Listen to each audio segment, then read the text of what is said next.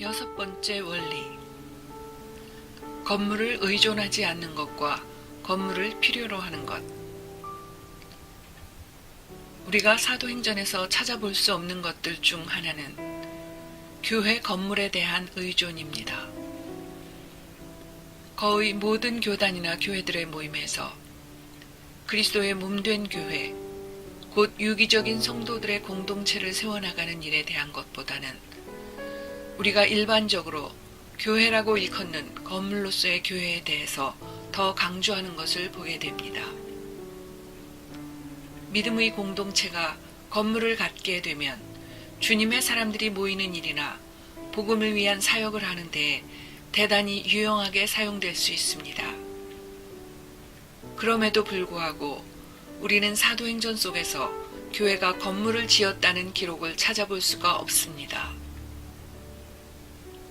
오히려 그들은 솔로몬의 행각에서 모이거나 두란노의 서원에서 2년 동안이나 모이기도 했습니다. 그렇다고 해서 이것이 나머지 다른 모든 교회들이 따라야 하는 일반적인 관행은 아니었습니다.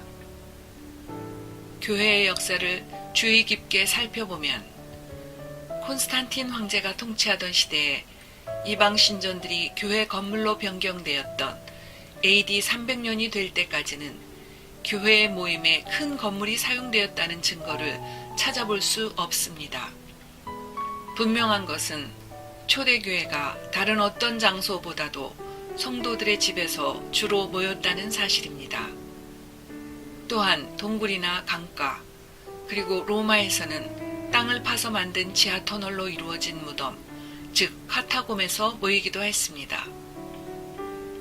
사도행전의 기록에서 볼 수 있듯이 핍박이 시작되었을 때 그들은 가까이에 있는 다른 마을과 도시에 있는 은밀한 장소로 모임 장소를 변경함으로써 핍박이 교회에 미치는 영향을 최소화할 수 있었습니다. 교회는 언제나 드러나지 않도록 소리를 낮춰야 했습니다. 당시에 에베소 교회와 같이 수만 명의 성도들이 있는 교회들도 있었지만 그들은 여전히 건물을 소유하지 않았습니다. 교회의 역사가 계속되면서 건물과 제도적인 형태를 갖춘 가톨릭 교회가 기독교 역사의 주 무대를 차지했지만 한편으로는 여러 분파에 속한 수많은 참 그리스도인들이 계속해서 가정에서 모임을 이어갔습니다. 그 모임들 가운데에는 자신들이 신뢰하고 있는 예수 그리스도에 대한 증거로 말미암아 심각하게 억압받고 있는 성도들이 속해 있었습니다. 성도들이 함께 모이는 것을 금지당하는 일은 교회가 시작된 이후로 지금껏 계속되어져 온 사실입니다. 오늘날 새롭게 개척되는 많은 교회들의 주된 의무와 목표는 건물을 세울 수 있는 땅이나 이미 지어진 건물을 소유하는 것입니다. 하지만 지금도 핍박이 가해지고 있고 앞으로는 더 심해질 것이 분명한 이러한 때에 교회 건물을 소유하는 것에 대한 우리의 욕망에 대해서 재고해 볼 필요가 있습니다. 어쩌면 교회 건물을 소유하지 않는 것이 복음의 메시지를 널리 전하고 가난한 자를 돌아보았던 초대교회의 행적을 따르는 것을 목표로 삼고 강조하는 것으로 돌아가게 할 수도 있을 것입니다. 어떤 교회의 모임들은 건물을 소유하는 것이 필요할 수도 있지만 교회가 박해 가운데에서도 부흥하고 생존하기 위해서는 교회 건물을 소유하지 않는 것이 더욱 유익할 것입니다.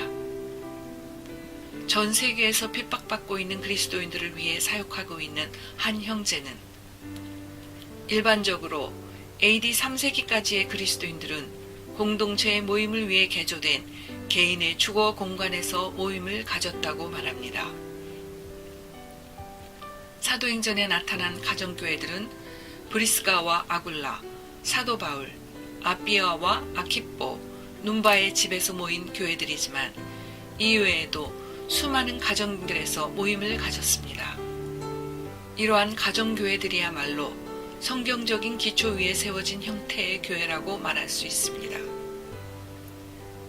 예수님 시대의 유대인들은 회당에서 하나님을 경배했습니다.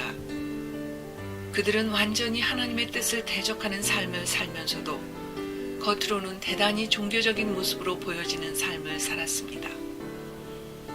예수께서는 당신의 제자들을 이러한 종교적인 모임들로부터 이끌어내셔서 베다니의 마리아의 집으로 인도하셨습니다.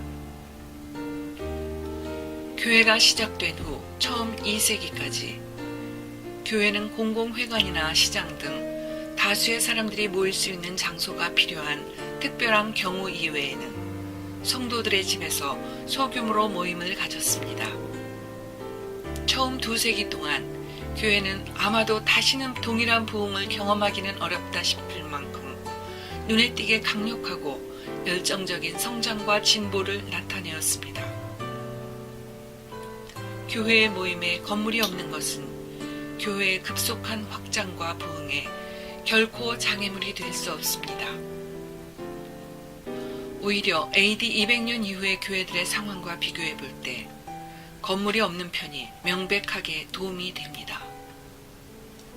교회는 결코 어떤 장소가 아니라 사람들의 모임이며 양의 우리가 아닌 양의 무리이며 결코 종교적인 건물이 아니라 믿는 자들의 모임입니다. 기도하는 당신이 곧 교회이며 당신이 기도하는 장소는 결코 교회가 될 수 없습니다.